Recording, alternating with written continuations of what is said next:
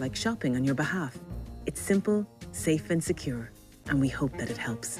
To learn more, just call our priority line, 1800 656 001. Ulster Bank. Help for what matters. Ulster Bank Ireland DAC is regulated by the Central Bank of Ireland. Eligibility criteria and limits apply. Not available for online purchases. Romeo's have been providing home deliveries to families for the last 25 years, and we continue to serve freshly cooked hot food to families in our local communities. Romeo's is the delivery expert. We have industry-leading delivery equipment and the best systems to get food to you fast and hot. Order your home delivery online now at romeos.ie. Thank you. Thursday Night Football with John Giles. Johnny Giles is a national treasure. When he speaks, I'm like, yes, yes, yes. When he's on the show, I was in the car the other day, I parked the car and I sprinted into the house and turned on the radio. I love listening to him. I love Johnny Giles. John Giles. Yeah, that is Des McLeenan, who was on the show last night. He's goalkeeping coach with Columbia, and he's a brilliant character. And he loves this Thursday night slot with John Giles. Evening, John. Evening, Nathan. I thought it was my brother.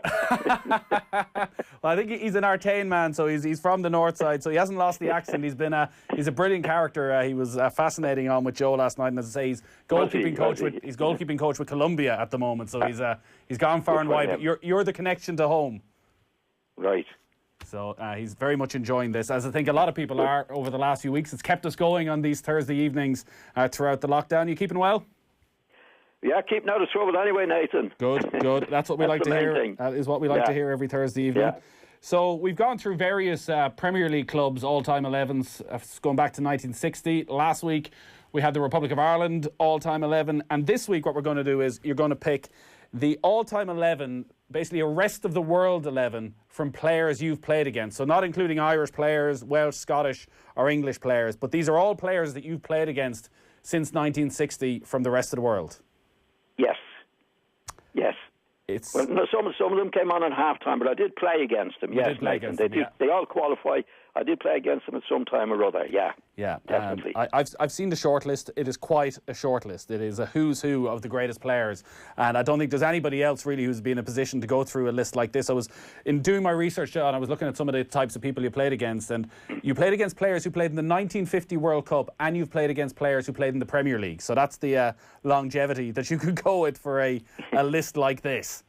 So, yes. We get started. Well, I was lucky enough, Nathan, I was lucky enough to play for a good while myself. Do you know what I mean? I made my debut for Ireland in 1959. Yeah. And for Manchester United in 59.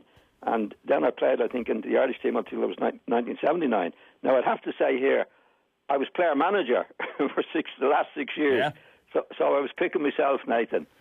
Maybe that's why I've had such a long international career, that I was able to play against some of these guys anyway. Did you drop yourself often?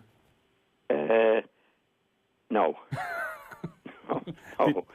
Did you ever feel we didn't have such a great selection of players at that time, to be honest. I don't be disrespectful to the lads I played with, but no, I played most of the time anyway, Nathan. Yeah, and in all seriousness, did you ever feel a pressure around picking yourself, or did you just did you feel you could separate it and look and think the best thing for this team is that I'm playing? Yeah, well, as I said, we didn't have. I mean, we had good players coming into the team later on. Like Mick Martin was playing midfield, and then Liam came on later in my career. So we didn't have really outstanding midfield players. That, to be quite honest, at the time when I was managing the Irish team, I wouldn't have any problem stepping down if I thought that there was somebody that could do the job better than myself. I didn't feel the pressure. I didn't feel the pressure, Nathan, of playing. No. Did managing the team affect how you played in any way, in how you prepared for matches? Was it something that took a while to get used to? No, I was. I had no problem with that. The problem that you can have is playing with lads that you were pally with. You know what I mean? Like I was playing with the lads like Paddy Mulligan and Ray Tracy and Terry Conroy and these lads. I was pally with them. And next thing I'm manager. But what you have to do, or what I did, I thought was the right thing to do, was establish with them before you played that, look, I'm out there playing, I will make mistakes, but all I ask, as a manager, Nathan, all you ask of the players is first of all to do their best. So I was able to establish, look, when I go out on the pitch, I'm going to do my best. That's all I ask of you. I won't play well all the time. I will make mistakes, but I still have the authority on the pitch to get on to somebody if I have to, because that's my job. But I will be doing my best, and that's all I ask of the players. So you establish that from day one. And after that, I had no problem with the players. They were good lads. I had no problem with them at all. Would you still have socialised with them? Yes. Yes, because it was an international setup. Actually, it was one of the most enjoyable parts of the job, Nathan, to be quite honest. We had some terrific singers. Ray Tracy could play the banjo. Terry Corrick could sing. Mick Martin could sing. Liam Brady could do nearly all the lads could do a number. So that was the enjoyable part of it, you know. Yeah. So Ray was funny. Ray said he got 25 caps because he could play the guitar. Probably not the only one, I'd say, down through the years. Let's go through this 11 then, some of whom, as you say, you did go up against when you were a player manager as well. And we'll start with the goalkeeper. And again, looking at the quality of players, like the 1975 European Cup final, Sepp Meyers in goal for Bayern Munich. Jan Tomaszewski, the Polish great of the 70s, you went up against. Dino Zoff was in there as well. Who did you go with? I went with Dino Zoff. Right. He was a great goalkeeper, had a very, very long career. It was a stalwart for Italy for a great number of years. He was a terrific goalkeeper. Terrific goalkeeper. What was it about him that made him such a good keeper? Was he... He had a good presence, a big lad physically as well, Nathan. You know, didn't panic. Like in those days, to be honest now, when I was playing, the goalkeepers on the continent, most of them didn't have very good reputations. There used to be a bit of a joke in England and Ireland, the goalkeepers. But they did improve, obviously. This fellow was no joke. He was the real McCoy. But they definitely didn't have a good reputation in between England and Ireland anyway. But this fellow was the real. He could do his stuff. Yeah, he obviously did it all, winning a World Cup, winning a European Championship with Italy. Yeah. And when you were going abroad then with Leeds and you were playing in these European games and you're talking about goalkeepers, like would you be looking to test the goalkeeper early? Would it have been to that extent that you would have real doubts about the opposition goalkeeper, or at least proved himself in a match? Well, you would have had somebody looking at them, Nathan. You know, like when I was at Leeds, for example, I didn't play in a European competition with Manchester United. I played in some friendly matches, but you'd have somebody looking at them, and you'd know this fella's not good at crosses, or he's a bit dodgy coming for us. So you'd make sure. Like, actually, we were the first in Leeds to start with Big Jack under the bar. You know, we used to put him under the bar, and Eddie Gray was good with his left foot, could swing the ball under the bar. I could do it from the left side with my right foot, swing it under the bar. And, from first, it was supposed to be bad sportsmanship when we did that at first, Nathan. And within 4 months, everybody was doing it. But especially on the continent, if you had a goalkeeper a bit dodgy, they hated anything like that, you know. And the key to Zoff's legendary status as well was his longevity, as we're talking about your longevity. Like, oldest ever winner of a World Cup, Italy 1982. He's over 40 years of age when he's captaining Italy to win that World Cup. It's quite remarkable. Yeah, he was a terrific lad. But what do you do with the if the keeper's a bit dodgy? Normally, Nathan, it's when you put them under pressure from crosses. You know, but this fella had no problem with that. He had a presence in the goal. He was good physical specimen, Nathan, and very agile as well. But as you say, a great career. Was he over 40 when he played? Yeah, over 40 when he captained Italy in 1982. So not bad going. So Dino Zoff, worthy of a place very much in this 11. Your back four, who have you gone for? Because again, I think there's no shortage of quality options here. No, we have. We've got. Who I'm going for a right back is Carlos Alberto, who was the captain of Brazil when they won the cup in 1970, Nathan. When did you play against him? I played against him when he played for the Cosmos. I was playing in Philadelphia for half a season there, and he was playing for the Cosmos. He was a tough nut, Nathan. You know, he could play, but he could get stuck in as well. We had Fran O'Brien. Do you remember Fran O'Brien playing? I don't, but he played for Bowes, but he was transferred to Philadelphia, and he was playing left back, and Alberto was playing right back. And Fran was a good lad, real honest lad, bit innocent, and he knocked the ball past Alberto. Alberto gave him such an almighty smack. Fran didn't know what happened to him. You know, Fran was a bit innocent, and he's only learning it really. You know. Yeah. But this guy, Gavin, you know, and I was quite near him. I don't know what he could speak. I said, "Well, you're so picking on somebody like that, you know." He could speak English all right. He told me to F off. Hey, it's okay to be told to F off by a legend of Carlos Alberto's status. Yeah. Well, what a player. Did he still have it at that stage? Because I guess by the time he was at Santos, he was 33, 34. Like, was he still bombing up and down that right-hand side? Oh, yeah. He was a really, really fit guy. He looked like a real athlete, you know. Could play and get stuck. Well, all these guys could get stuck in, Nathan, you know. But could play with it. You know, you're talking about a time when, you know, there wasn't as much protection from referees or anything, you know. That came in later on. So these guys, especially the defenders, could dish it out, but could play. Obviously, I think he captained the Brazilian team when they won the Cup in 1970. Yeah. Do you remember watching? Goal. Yeah, the fourth goal against Italy. Do you remember watching that goal? Yeah, I was at the match. You were at it. I was at the match. I got a freebie trip. There was some magazine or the thing in England at that time, and what they were doing, they were inviting the people who bought the magazine to pick their team, the best team in the Premiership, and if you were picked in the team, you got a trip to the World Cup. Wow! So I was picked in the team by somebody. So actually, some lads from Northern Ireland, because they were on the trip as well, you know, which was a big deal. And Billy Bremner and myself, there was a few lads. I mean, Billy and myself were picked for the team, so we had a great trip to Mexico. Yeah. So we were at the final, Nathan. And that Brazil 1970 team, were they all that everybody says they were? I think so. They were a standing team, Nathan. They played great football.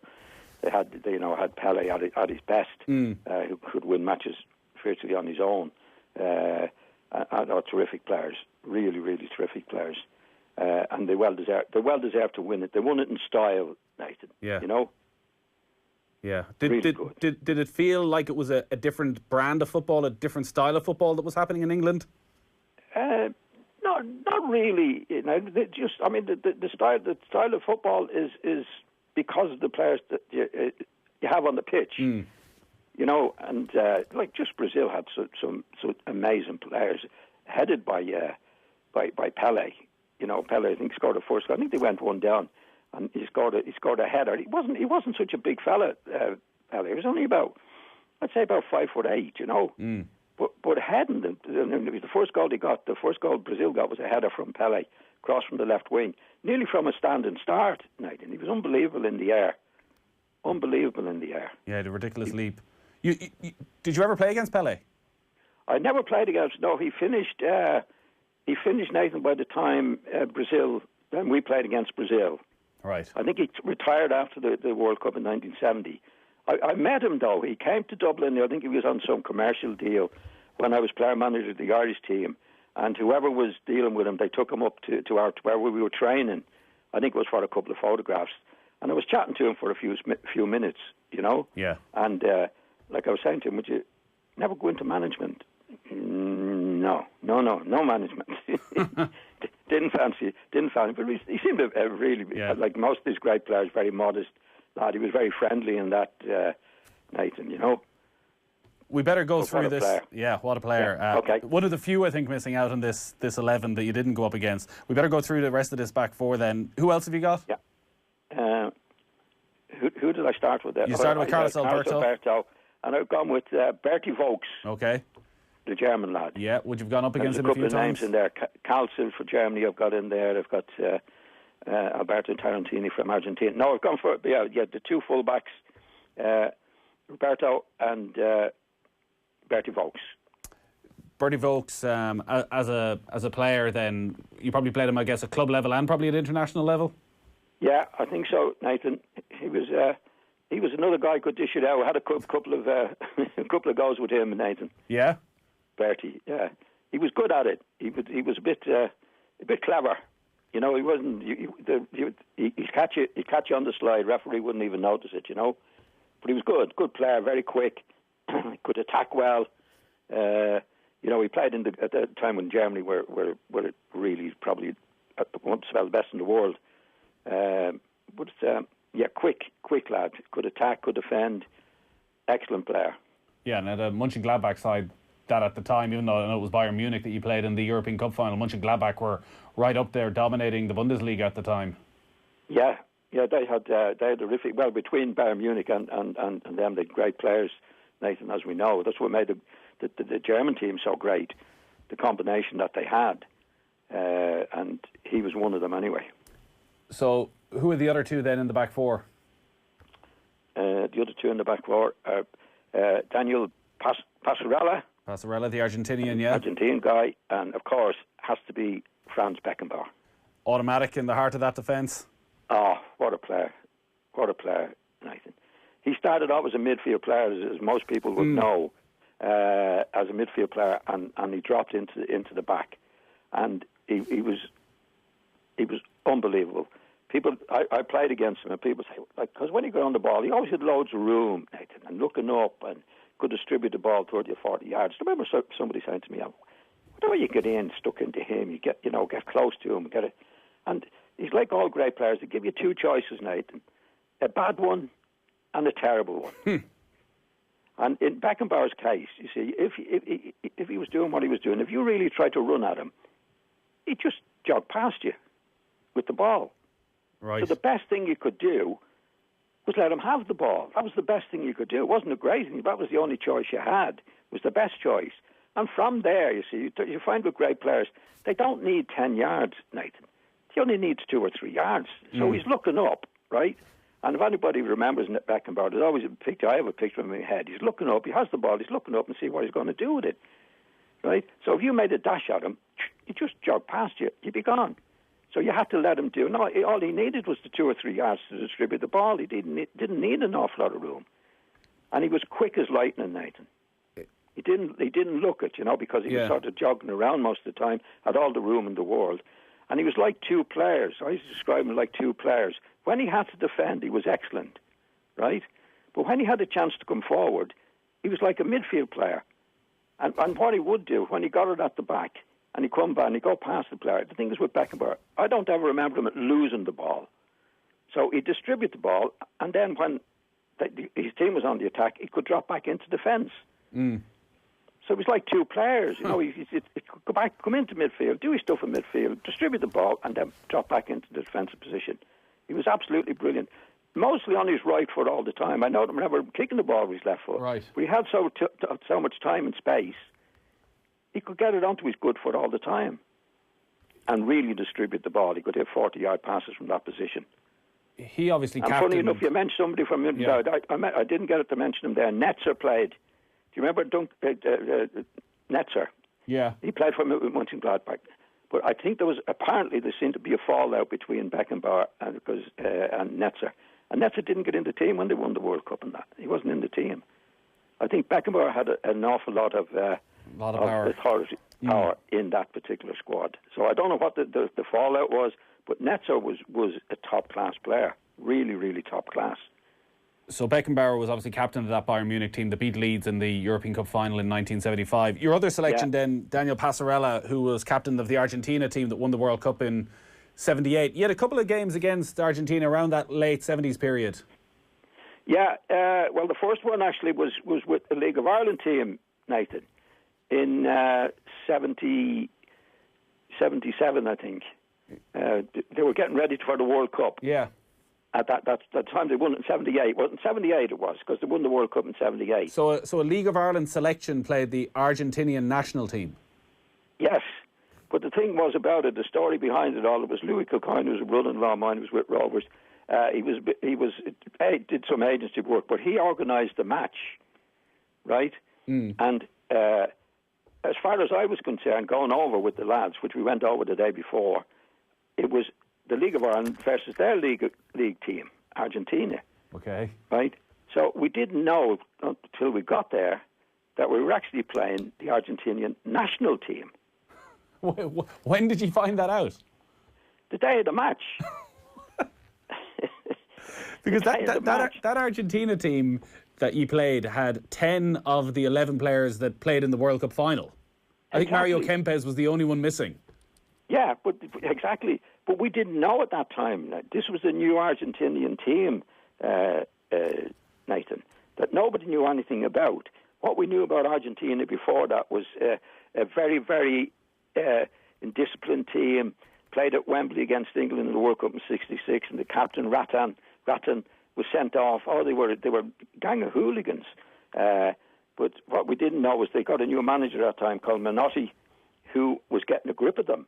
So the team we played, Nathan, on the night was the new team that nobody knew anything about, with Ardiles and these guys playing in it. We didn't know anything about them. But we at the stadium we played in, you had to come up from the dressing room up through it was like going into the Coliseum, to be quite honest. We knew then that we were playing the international team with the League of Ireland team, so we were really, really up against it. And they were brilliant, absolutely brilliant. And they got to the stage in the match, Nathan, that they went 3 up. Right. You know, with it must have been about half hour to go. And I think Menotti, the manager, must have been drilling into them. Like when you get this far up in any match, you don't lose it, right? So we had a lad called Simon Bradish. Don't remember Simon Bradish? He played for Dundalk. We were 3-0 down, getting a right hide, Nathan. And Simon hit a whopper from about 35 yards out in the top corner, right? And they shut up shop. They stopped playing. Took the 3-1. We finished 3-1, Nathan. It's one of the best results, or probably the best result I ever had in my life. Because this could have been 8-1. It definitely could have been 8-1. You know, our lads were getting a bit tired as well, but we got away with it. And we had a great night that night. One of the best nights I ever had after a match, I can tell you, with relief. And it was just that then they went on to win the World Cup, as we know. But it was one of the best results I ever had. What is going through your head when you're about to walk onto the pitch and you realise it's not a Argentinian league selection, it's the actual Argentinian national side? And am I right in saying you arrived there the day beforehand? Yes, the night beforehand. Now, going out onto the pitch, when we were going out on the pitch, we knew sort of an hour or two before the match that it was the Argentinian national team, right? But we didn't know what they were like, Nathan. This was the new Argentinian team, which was one of the best ever. But we knew, probably on the afternoon of the match, but at that stage we couldn't do anything about it. You know, we just had to go out and play. And as I say, it was like going to the Coliseum. You came up through the ground onto the pitch. The place was packed. And we knew we were in for it, you know. And what was Passarella like? Oh, he was brilliant. It was funny before the match. You see, you know, the teams are lined up, and Ray Tracy was playing. Ray wasn't very big, but he was a very, very, really good header of the ball. And he saw Passarella, and he said he was captain, you see. And Ray said, "Look at your man there. He's centre half." He said, "Centre half." He says, "I'll tell you what." He says, "As soon as you, to me, like particularly, as soon as you get the ball," he says, "hang it up there." Hang it up there, you know. He said, the first ball we hung it up, Passarella was about 4 feet above him in the air, because he was only a little fella. 5'8", yeah. And that was about the same size. But Ray said, "Look, this is centre half." He said, "You must be joking." He said, "A little fella like that, just hang the ball up there," which we did. Ray couldn't believe it. He was about 4 foot above him, and he was great in the air, this fella, great player. But it was a big joke afterwards, you know, after the match, you know, when we were having a drink, you know, saying to Ray wasn't very good in the air, that fella, was he? Passarella.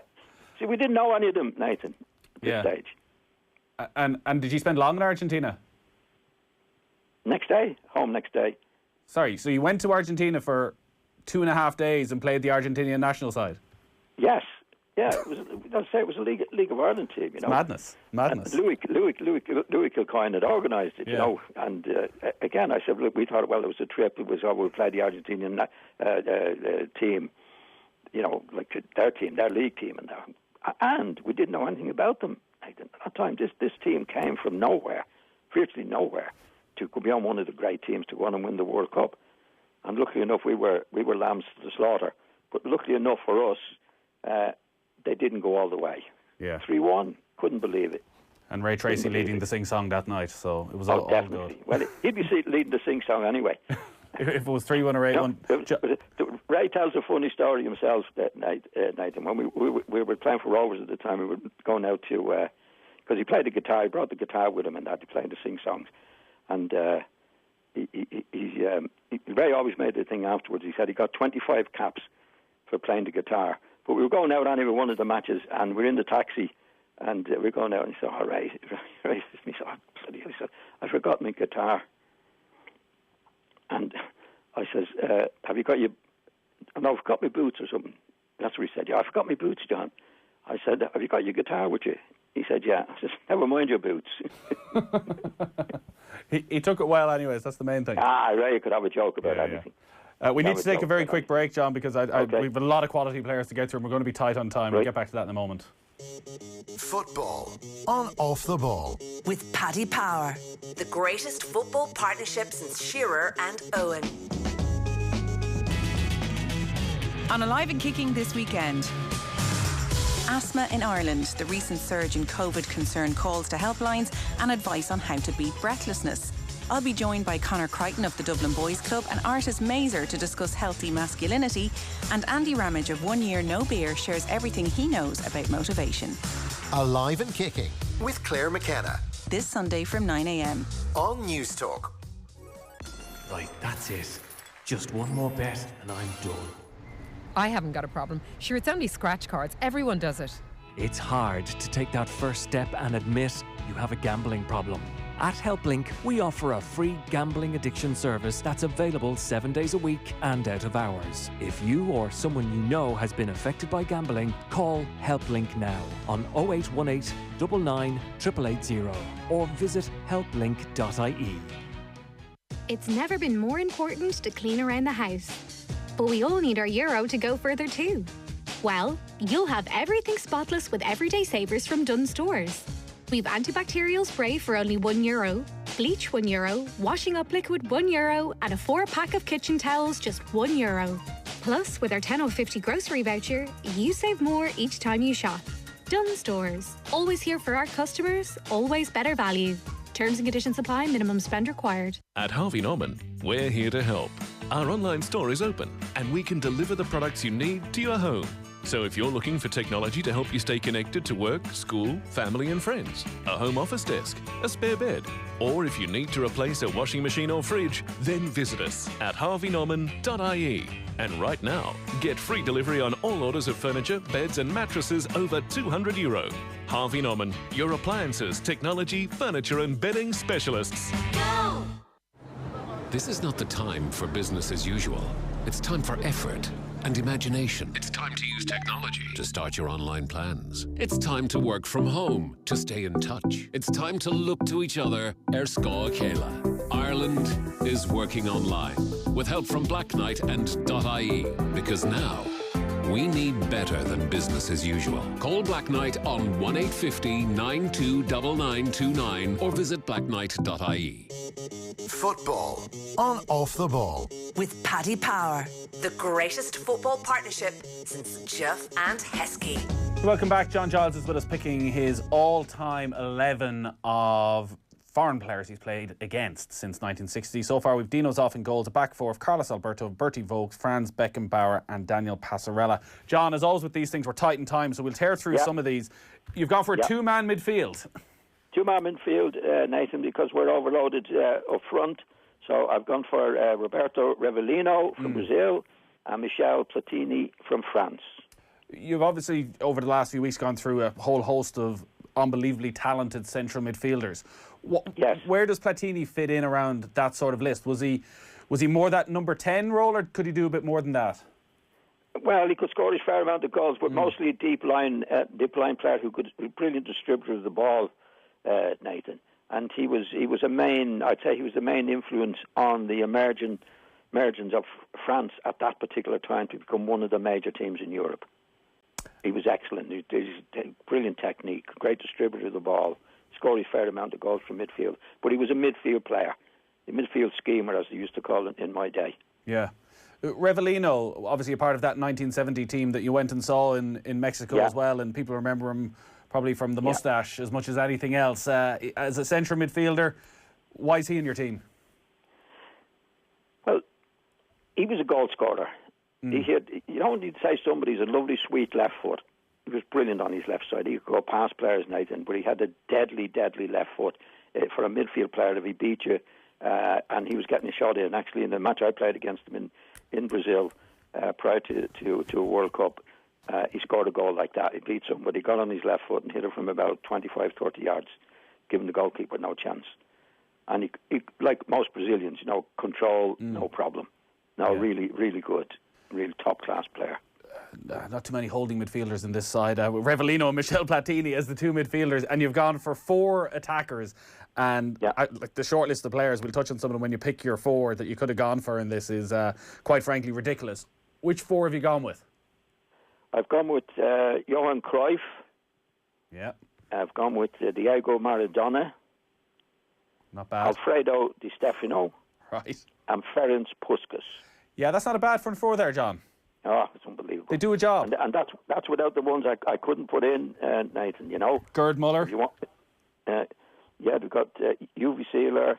I've got Francisco Hento. People wouldn't maybe played in the great... won 6 European Cups with Madrid, He won, I think he won 5 of them with him.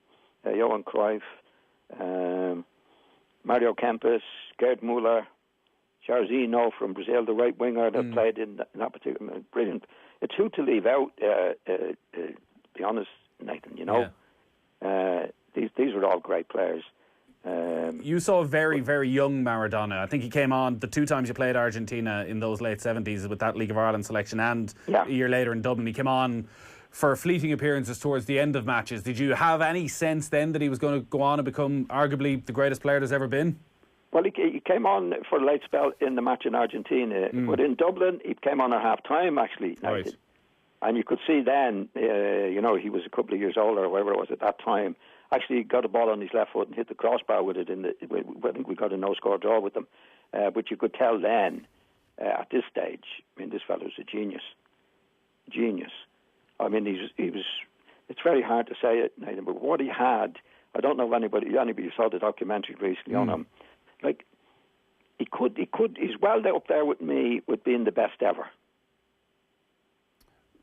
And as a sort of... I'm including all the top players in that now, whether it be modern players. Because one thing he had playing, he could really beat players, Nathan.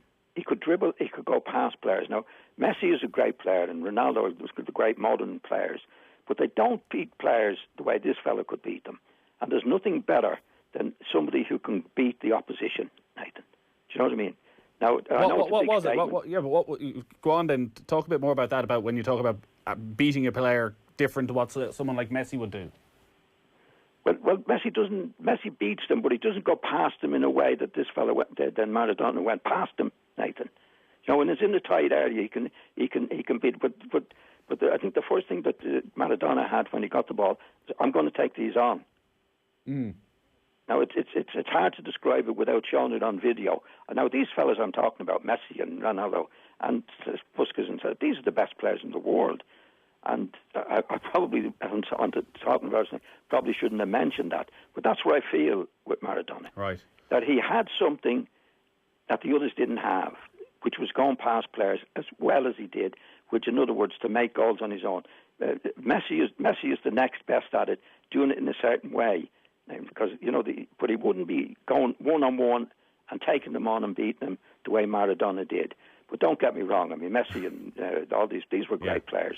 Yeah, great players. We must come back and we have plenty of time on Thursdays, and we might do an evening on Maradona. Yeah. But I do want to talk about Alfredo Di Stefano and Ferenc Puskas, because I don't think there's many people who could bring together a list like this.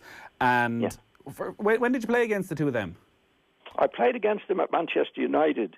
I think it was in 1957 that Manchester United played them in the semi-final of what was then the European Cup, and Madrid beat them. So there was some connection between them.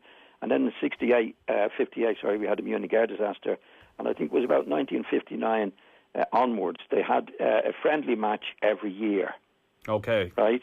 So I played against them at Old Trafford, and then I played against them when we played in Madrid. And actually, we won the 2 matches. They were only friendly matches, but Di Stefano and Puskas played in the 2 matches. Their record is obviously incredible in that Di Stefano scored in each of the 5 finals for Real Madrid. Puskas scores 4 in one, 3 in another.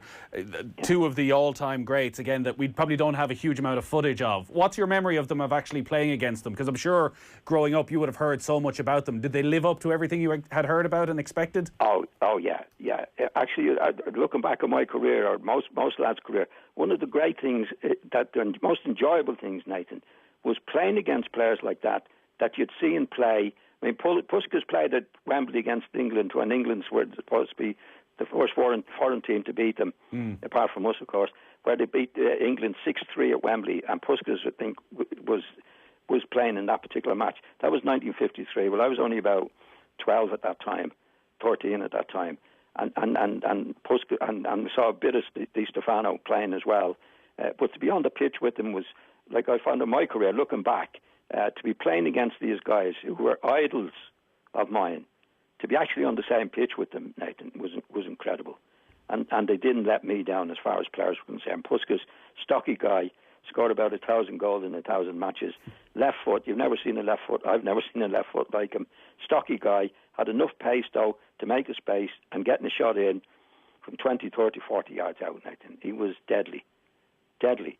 And Di Stefano would have been running around more covering the pitch more. But again, he was a right-footed player who combined brilliantly. They combined brilliantly with each other, and they both scored tons of goals. But they were a great combination. Di Stefano played in the first 5 and scored in every final he played in the fourth. They won the first 5 finals ever, Real Madrid at that time, and Di Stefano played in the 5 of them and scored in all 5 of the matches. You were still a very young man when those games were happening. There must have been a real pinch yourself. You're living the dream going up against Puskas and Di Stefano in the same game.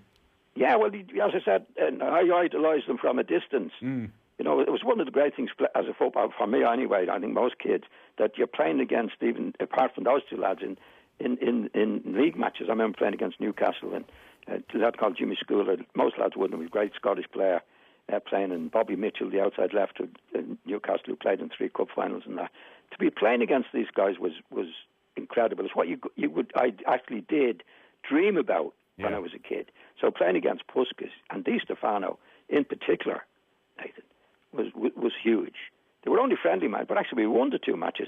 But to be on the same pitch as these guys was a great honour, and they were absolutely.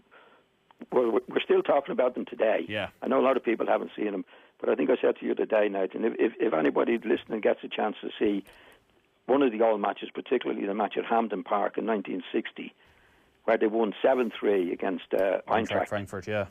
Yeah, if they could watch that. I think one of them scored 4 and the other scored 3 in the match to win 7. So they were great. They were great to watch. They were heroes of mine. And to play against them was a privilege. Unfortunately, we're out of time, unfortunately, John, so we don't have time to talk about Johan Cruyff, but I know he was there, and one of the times he went up, it was probably one of the great nights when Leeds beat Barcelona to reach the European Cup final in 1975. So we're going to be chatting about Don Revie over the next few weeks, so we might talk a bit more about Cruyff and that sort of period then, but Johan Cruyff very much part of that. John, it's Sum 11. We look forward to talking to you next week. Mind yourself. Thanks, Nathan, and you. Bye-bye. Take a very quick break.